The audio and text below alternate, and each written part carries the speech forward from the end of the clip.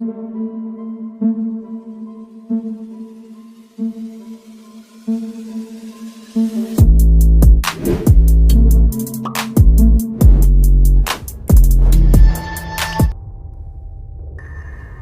दोस्तों, scary story official में आप सबका स्वागत है। आज की कहानी की तरफ बढ़ने से पहले चैनल को सब्सक्राइब कर लीजिए और अगर कहानी अच्छी लगती है तो प्लीज़ लाइक एंड कमेंट करना मत भूलिएगा। दोस्तों, आज की कहानी बहुत ही ज़्यादा डरावनी है। अगर आप भी ट्रेन में सफ़र करने वाले हैं तो ये कहानी आपके लिए है। तो कहानी शुरू करते हैं। कहानी है सुमन की।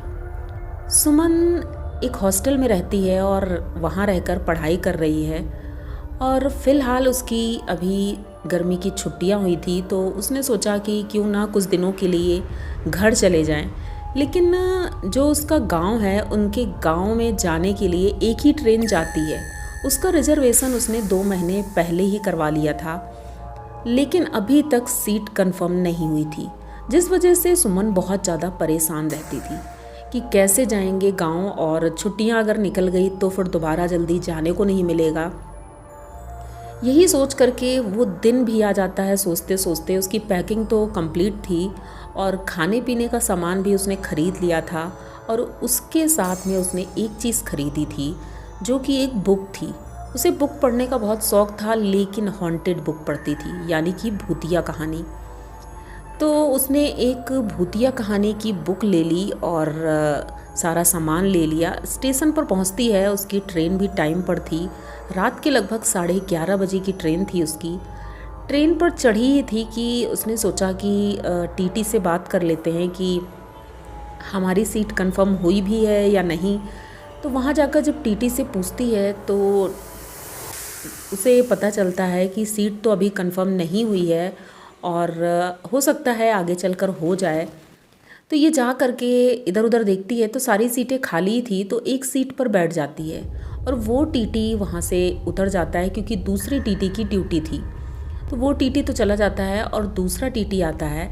ये कहानी पढ़ने में मशगूल हो गई क्योंकि कहानी उसे बहुत अच्छी लग रही थी, भूतिया कहानी थी।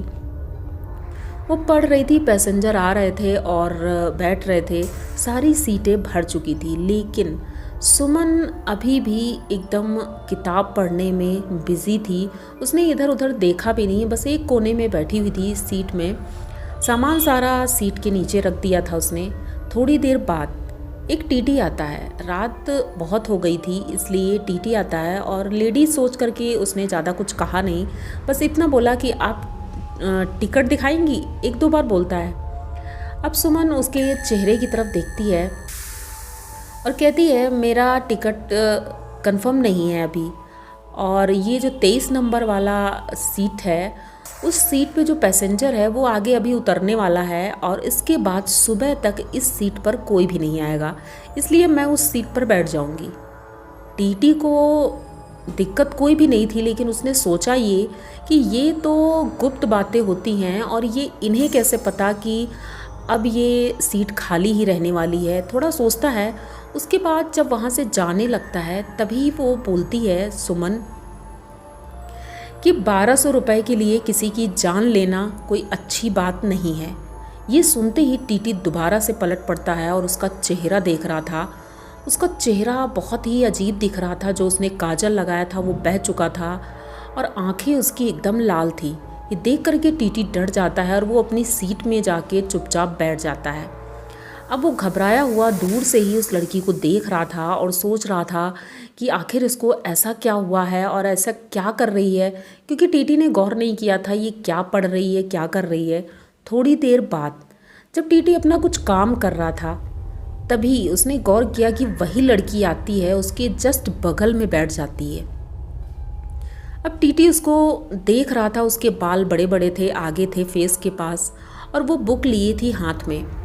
वो टीटी की तरफ नीचे झुक करके उसका चेहरा झांक रही थी। जिस तरह से वो झांक रही थी, अगर किसी के चेहरे के सामने कोई नॉर्मल इंसान ही झांक दे तो इंसान डर जाता है, लेकिन उसका चेहरा इस वक्त बहुत ज़्यादा खौफनाक लग रहा था। टीटी देख करके एकदम से चीखता है और बेहोश हो जाता है। अब वो बेहोश हो गया था, लेकिन जब उसे थोड़ी देर बाद होश आता है तो वो देखता है कि वो एक रस्सी के सहारे ट्रेन के बाहर खिड़की में बंधा हुआ है और ट्रेन की स्पीड बहुत ज़्यादा है। अब ये देख करके वो बहुत चिल्लाता है, उसके बाद हेल्प हेल्प बोलता है। जब ट्रेन के जितने पैसेंजर थे वो सब सुनते हैं तो भाग करके दरवाजे के पास जाते हैं, कुछ लोग खिड़की के पास जाते हैं, झांकते हैं तो देखते हैं कि टीटी साहब तो बाहर लटक रहे हैं एकदम और रस्सी से बंधे हुए हैं। उनकी हालत इतनी ख़राब थी कि सभी पैसेंजर डर गए थे। नीता चुपचाप उसी सीट पर बैठी रहती है और वो किताब पढ़ रही थी। उसका चेहरा अभी भी इतना भयानक लग रहा था कि पैसेंजर्स भी देख करके डर गए थे, क्योंकि वो बहुत ही ज़्यादा डरावनी दिख रही थी। इन्हीं पैसेंजर्स में एक पंडित जी थे जो शायद किसी तीर्थ स्थान में जा रहे थे, तो वो अपनी कुछ पूजा कर रहे थे, मंत्र जप रहे थे। अचानक से जब वो अपनी आंखें खोलते हैं थोड़ी देर बाद, तब देखते हैं कि वहाँ का माहौल ही बदल चुका था। सारी पब्लिक में अफरा तफरी मची हुई थी। तो वो पूछते हैं आखिर क्या हुआ है, तो एक सज्जन बताते हैं कि ऐसा ऐसा हुआ है, वो लड़की बैठी है, पता नहीं क्या है उसके अंदर। तो पंडित जी जब उस लड़की को देखते हैं तो देखते ही समझ जाते हैं इसके ऊपर किसी प्रेत शक्ति का साया है। ये धीरे से उठते हैं और उसके पास जाकर खड़े होते हैं। तभी टीटी की आवाज़ आती है। अब ये टीटी की तरफ देखते हैं, अपने मंत्रों के द्वारा टीटी को ठीक करते हैं और लोगों के मदद से उस टीटी को नीचे उतारा जाता है। गाड़ी रुक जाती है चेन खींचने के बाद और सही सलामत उनको उतार लिया जाता है। इधर वो जो लड़की थी वो अभी भी किताब ही पढ़ रही थी। तो पंडित जी ने उसके ऊपर कुछ मंत्र फूके और उसके सर पर हाथ रखा। वो नॉर्मल हो जाती है, लेकिन किताब नहीं छोड़ रही थी। वो अभी भी जो बोल रही थी उसकी डबल आवाज़ आ रही थी, जो कि किसी को समझ नहीं आ रहा था। अब तो पंडित जी सोचते हैं कि अब ये किताब ही इसके हाथ से हटानी होगी, तभी ये ठीक होगी। तो उससे बात करते हैं। वो कुछ बोल नहीं रही थी, पंडित जी उससे ऐसे ही बातों में लगाए थे। तभी देखते हैं गंगा जी की नदी आती है। उस नदी के पुल से ही ये इतनी जल्दी से उससे किताब छीन करके उस नदी में फेंक देते हैं। उसके बाद जैसे ही उन्होंने किताब फेंकी, तुरंत सुमन ठीक हो जाती है और वो पूछती है आखिर क्या हुआ है और आप लोग ऐसे क्यों देख रहे हैं मुझे। सभी लोग अपनी अपनी सीट पर बैठ जाते हैं, क्योंकि पंडित जी ने कहा था कि आप सभी अपनी अपनी सीट पर बैठ जाएं। उसके बाद पंडित जी उससे कहते हैं कुछ नहीं हुआ है बेटा, बस तुम्हारी तबीयत कुछ ठीक नहीं थी, पर तुम ऐसी किताबें क्यों पढ़ती हो। तो कहती है कि पंडित जी कैसी किताबें। तो पंडित जी से वो मतलब कुछ समझ नहीं पाते हैं वो, तो वो कहते हैं कि अरे नहीं कुछ नहीं। वो कहती है अरे नहीं, मुझे शायद नींद आ गई थी और मैं सो गई थी। तो पंडित जी कहते हैं कि हाँ शायद तुम्हें नींद आ गई थी।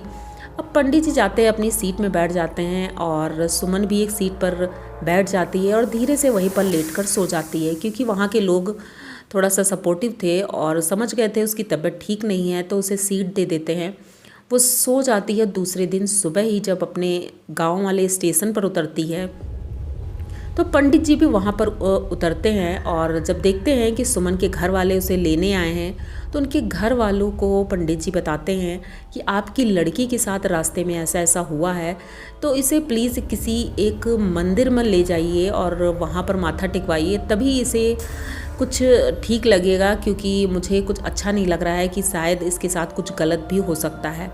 तो उनके घर वाले भी सुनकर डर जाते हैं, लेकिन अभी तक सुमन को कुछ भी पता नहीं था। तो जैसे ही वो घर जाती है, उनके घर वाले पास में एक हनुमान जी का मंदिर था, वहाँ पर सुमन को ले जाते हैं, मत्था टिकाते हैं। उसके बाद से सुमन के साथ ऐसा कुछ भी नहीं हुआ है और ना ही दोबारा उसने ऐसी कोई वो किताब पढ़ी। लेकिन आज भी वो किताब एक नदी के किनारे पड़ी हुई मिली है। पता नहीं किसको मिली है, लेकिन जिसको भी मिली होगी शायद उसका भी आज सुमन जैसा हाल होगा। तो अगर आप लोगों को सुमन की ये कहानी अच्छी लगी हो तो प्लीज़ चैनल को सब्सक्राइब करिए, लाइक कमेंट करिए, शेयर करिए और बने रहिए हमारे साथ। मिलते हैं फिर किसी नई कहानी में, तब तक के लिए डरते रहिए।